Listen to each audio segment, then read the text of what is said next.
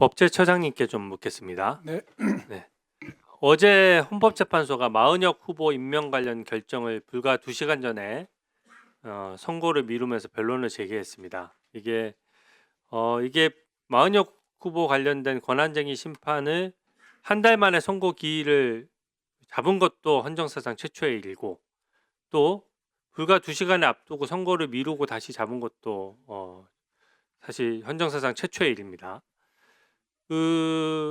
저는 마은혁 기본적으로 후보에 대해서 최상목 대행이 반드시 임명해야 될 어떤 법적인 의무가 있습니까?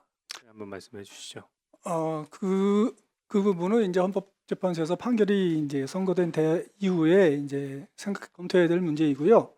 일단 저는 이런 말씀을 좀 드리고 싶습니다. 저는 헌법재판소에서 이 권한쟁의 심판과 관련해서 우리 권한대행께서 그 여야 합의를 요청하면서 일단 임명을 보류해놓은 이 조치에 대해서 이걸 위법이라고 판단할 거라고 믿지 않습니다. 왜냐하면 권한대행께서 임명을 보류한 그 여야가 좀 합의해달라고 한 이 이유는 헌법재판소의 정치적 중립성을 확보하기 위한 그걸 보장하기 위한 조치였거든요.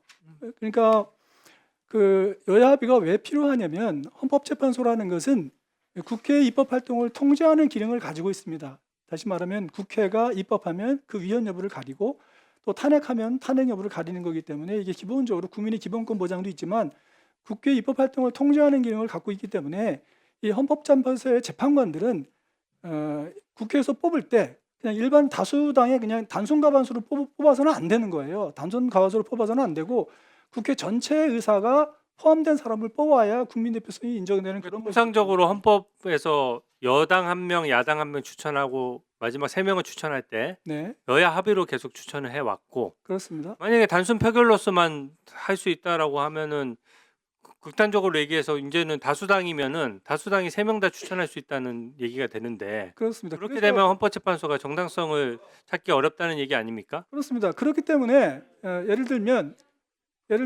그 독일 연방헌법재판소가 우리 헌법재판소의 모델인데 독일에서는 물론 의회에서 헌법재판관들을 이제 선출하지만 거기서는 제적 3분의 2로 뽑게 돼 있어요. 제적 3분의 2로 뽑게 법률을 만든 이유가 여야가 반드시 합의하라는 거예요. 여야 합의를 강제하기 위해서 그런 조문을 만들어서 그 여야 합의가 필요한 것이 바로 헌법재판소의 정적 중립성 때문입니다. 그래서 그렇기 때문에 우리는 그런 규정이 없지만 적어도 그동안 우리 국회가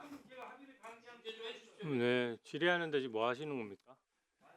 적어도 우리 국회가 그동안에 여야 합의로 했던 이 관행을 가진 것이 바로 독일법에서 여야가 반드시 합의해서 헌법재판소의 정치적 주도를 강화하라는 그 취지가 반영된 거였어요. 그렇기 때문에 좋습니다. 그런 취지에서 우리 권한대행께서 여야 합의를 좀 요청했던 것은 저는 정당한 권한 행사이기 때문에 절대로 이것을 불법이라고 판단할 거라고 믿지 않습니다. 박근혜 대통령 탄핵 재판 때 민주당이 극렬 반대해서 대법원장이 지명했던 헌법재판관을 임명하지 않고 끝까지 박근혜 전 대통령에 대한 탄핵 재판 이어진 전례 있는데 그거 알고 계시죠? 알고 있습니다.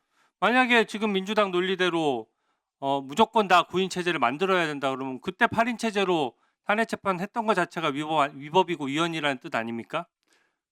어쨌든 간에 8인 체제도 충분히 그 판결을 가등하다는 건 이미 선례가 있다는 말씀드립니다.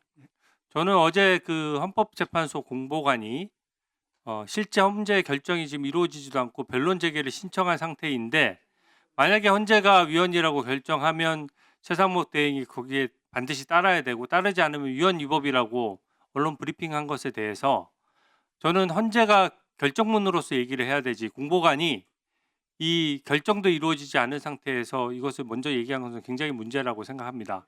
기본적으로 이 최상목 대행 같은 경우에는 설사 헌법재판소가 어떤 결론을 내린다고 하더라도 새로운 사정 변경이나 새로운 사유를 들어서 당연히 그 임명권은 대통령 권한대행에게 있기 때문에 대통령 권한대행이 판단해서 임명을 하지 않을 수 있는 거 아닙니까? 그 대통령 권한대행, 결국 대통령 권한대행이 임명권 행사는 대통령의 임명권 행사죠. 대한민국은 대통령제 국가입니다. 대통령제 국가에서 헌법이 대통령한테 임명권을 부여하고 있어요. 근데 이게 헌법에 대통령한테 부여한 이 임명권을 국회가 선출하면 무조건 서명해야 된다는 식으로 해석하는 거는 그거는 저는 납득하기 어렵습니다. 그거는 그런 식으로 해석하는 거는 내각 책임제 국가에서는 그렇게 해석하는 거예요. 예를 들면 말이 안 되니 그러니까 독일법에서는 국회에서 선출하면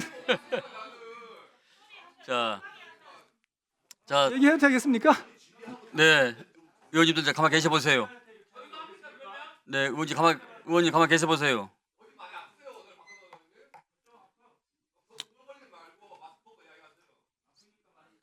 자, 이한규 차장님, 예. 지금 추경원 전 원내대표하고 박찬대 원내대표가 세 분의 헌법재판 가만 계셔봐요. 양쪽 다 가만 계셔봐요. 저 말을 끊으니까 좀 그 세 분에 대해서 합의를 봤기 때문에 청문회를 개최했고 청문회 개최 이후에 본회의장에서 투표를 했지 않겠습니까? 그 부분에서는 어떻게 설명하십니까? 실질적으로 여야 합의가 안 됐으면 투표할 수 있고. 실질적으로 합의가 안 됐다는 것이 아니요, 합의가 됐기 때문에 청문회를 했고 청문회에 의해서 본회의 투표를 했지 않았습니까? 국민의힘에서 처음에 참석하지 않았지 않습니까?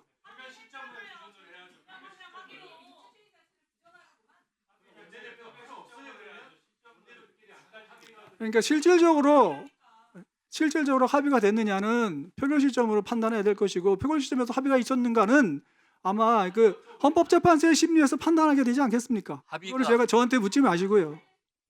뭘 그러니까 그거는 내가- 헌법재판소에서 판단하지 않겠습니까? 위원장이 증인을 담으면 누구한테 묻습니까? 근데 그게 합의가 에? 있었는지 그런 오만한 대답이 어디가 있어요? 아니요, 위원장. 예? 아니라니. 아니면 바깥이지.